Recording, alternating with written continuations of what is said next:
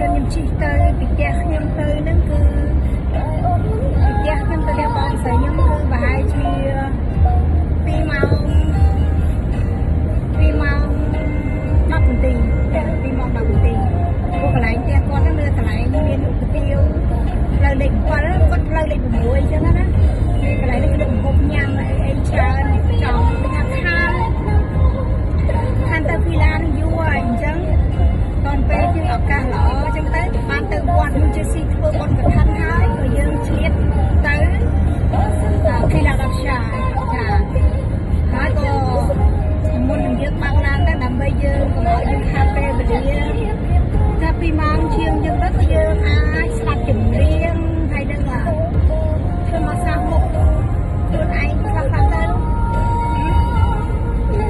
ដំណើរដែលយើងធ្វើដំណើរយើងបានផលយើងធ្វើច្រើនកាលណាយើងបានផលច្រើនកាលណាយើងចាគឺល្អមែន